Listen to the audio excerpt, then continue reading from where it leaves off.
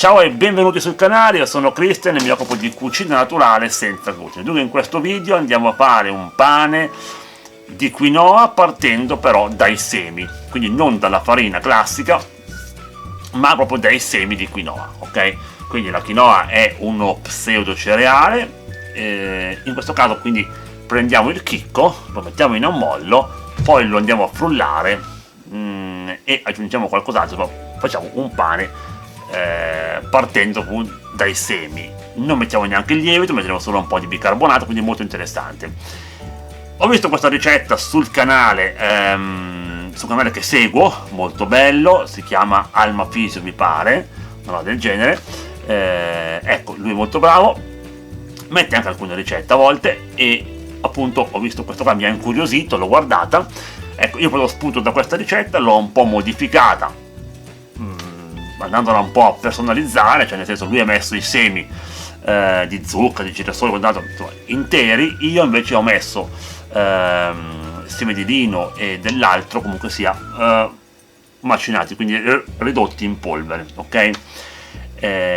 Quindi poi vedi tu quale preferisci dei due, non ha importanza, volevo appunto portare la mia interpretazione e l'ho fatta. Ne esce un pane molto interessante, ma molto interessante, molto buono, ok? Rimane umido al punto giusto, veramente mi ha stupito. Io faccio questo pane anche col grano saraceno, ok? Con questa tecnica di metterlo in ammollo, quindi si prende il chicco, lo metti in ammollo, è una tecnica che permette di fare varie cose. Quindi direi, finita la presentazione, andiamo in cucina a fare questo pane di quinoa proprio dai semi, ok? Andiamo. Molto bene, eccoci qua. Allora, dunque per fare il nostro pane di quinoa e semi, appunto come spiegavo nell'anteprima, appunto rivisitato un po' a modo mio, e useremo quindi 2 etti e mezzo di quinoa messi in ammollo 24 ore. Poi io personalmente metterò solo 3 tipi di semi, ad ogni modo io li vado a frullare, ok? Li vado a ridurre in farina, come spiegavo appunto nel video in anteprima. Quindi qui abbiamo 30 grammi di semi di lino, 30 grammi di semi di quinoa messi in ammollo con un rapporto 1 a 2 di liquido, in questo caso acqua, quindi con 60 grammi di acqua, e 30 grammi di semi di girasole, è l'unico seme che lasceremo intero, ok? Poi vabbè, sale, bicarbonato, olio, una componente acida per attivare il bicarbonato e basta, fondamentalmente tutto qua, ok? Quindi quello che andiamo a fare adesso è scolare e sciacquare la quinoa. Ecco qua, dunque l'ho sciacquata, va bene, molto bene. A questo punto quello che ci serve è il frullatore, quindi un buon frullatore. Andiamo a inserire all'interno la nostra quinoa, ok?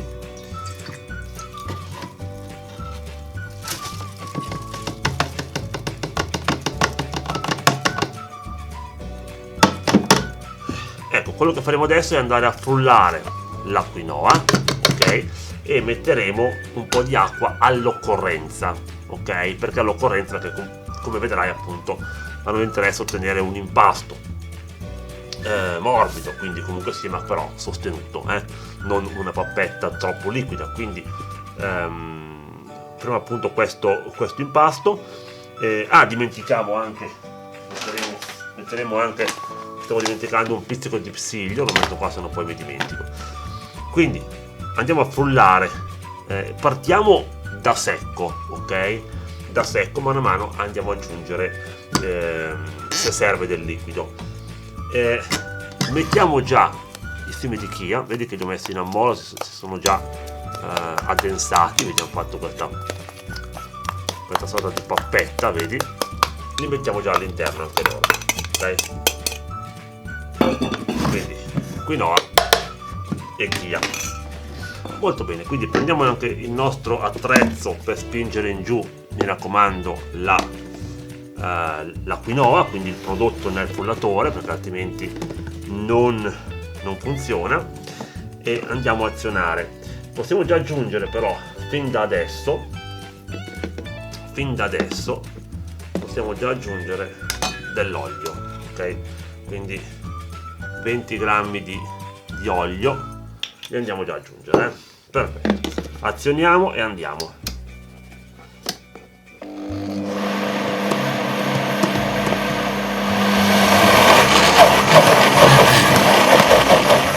...75 grammi di acqua,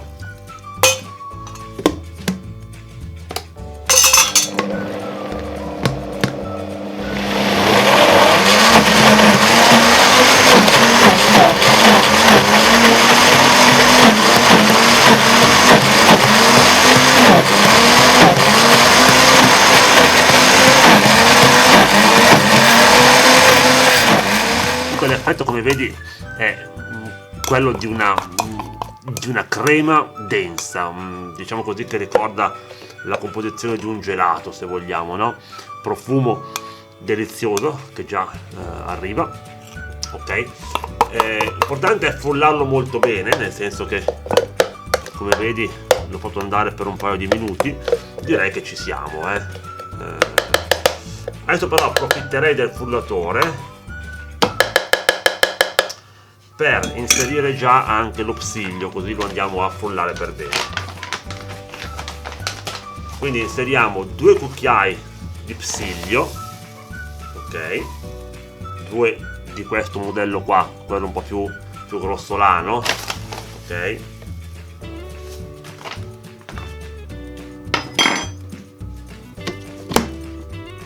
e gli mettiamo anche il sale,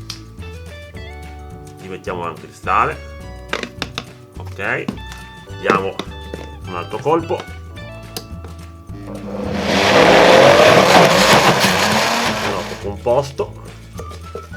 Adesso vedremo com'è la consistenza, cercheremo di capire se è perfetto così, quindi con quei 70 grammi di acqua che ho messo. Molto bene, allora ci facciamo un piccolo riepilogo. Abbiamo messo nel frullatore la quinoa scolata, ok, abbiamo aggiunto il sale, i semi di chia che ho messo in ammollo, quindi erano già ammollati, va bene, ho aggiunto quindi il sale, l'olio e 75 grammi di acqua, ok, questa è la consistenza, diciamo così, ideale, come vedi, e lo psiglio, ho messo anche un po' di psiglio, 2 cucchiai, psiglio, quello in buccia, quello grossolano ho messo, 2 cucchiai, quindi è più voluminoso di quello in polvere, Ora manca che cosa? Mancano i semi di lino, ok, li possiamo aggiungere, semi di lino, mancano i semi di girasole e li andiamo a unire, li lasciamo interi, abbiamo visto, è l'unico seme che ho lasciato intero, ok, ho già messo olio, quindi non mi serve più nient'altro. Quindi la consistenza, come vedi, è perfetta. Immagina di vedere un gelato molto sostenuto, un gelato spumoso proprio, ecco, questa è la consistenza che vogliamo, quindi non cremoso, tipo smollo, va bene, pappetta, ma appunto una roba del genere. E a questo punto gli mettiamo un pizzico di bicarbonato che farà appunto da aiuto, diciamo così, una sorta di lievito, ok, e il bicarbonato deve essere attivato con una parte acida, ovviamente, e quindi in questo caso noi metteremo puoi mettere del limone, e quindi mettiamo una punta di bicarbonato, come vedi, pochissimo, e qualche goccia di limone, di modo che vedi, fa la schiuma, va subito a attivare il bicarbonato. Ora cerchiamo di mescolare per bene, quindi voglio mettere un goccio, ma proprio niente ancora di acqua, cioè di niente, vedi, proprio una roba così. Questa è, diciamo così, l'esperienza mi dice questo, è una cosa, è l'occhio, quello lì fa parte dell'occhio, della manualità che ha un cuoco, che ti viene poi con l'esperienza, le cose devi farle più volte, ecco, quindi lì non si può mettere il grammo preciso nelle ricette quando abbiamo a che fare con farine di questo tipo, farine naturali, oppure semi macinati, basta macinarlo un po' di meno che già era diverso, ok, quindi non è assolutamente, ok, andiamo a ungere questo qui è un altro piccolo trucchetto, cioè quando devi fare questi tipi di preparazione è inutile mettere prima la carta nello stampo che fai fatica a farla star lì, ok? Ma fai questo lavoro qua, molto semplice, ha un suo perché, ti dai lo stampo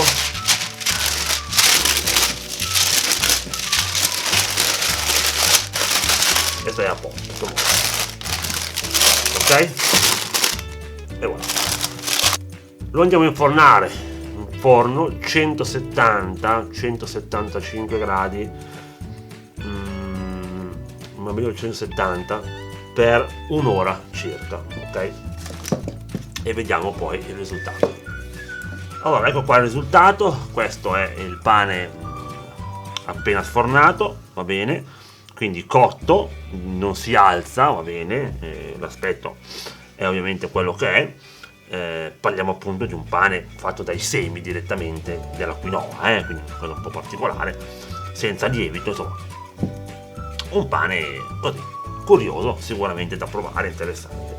Ma voglio farti vedere anche un altro pane, però insomma ci sta perché le volte cuocere insieme. È questo, guarda che meraviglia, questo è un pane di avena 100%, vuol dire che l'avena è senza glutine, si usano farine di avena certificate senza glutine. Guarda che meraviglia, sembra quasi che ci sia glutine, talmente è gonfio, sono l'ora di tagliarlo.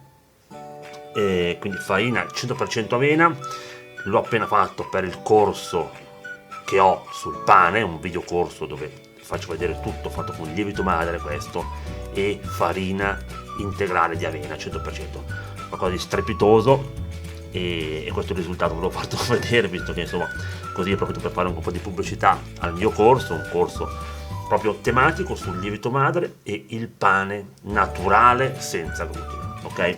Ecco, niente, era un piccolo spazio pubblicitario, torniamo a questo, ok? Quindi il video termina qui. Questo è il pane appunto di quinoa fatto con i semi, prova a farlo, fammi sapere, un pane un po' particolare certamente, ora va assaggiato per vedere com'è, è ancora caldo ma volevo, questo è bollente.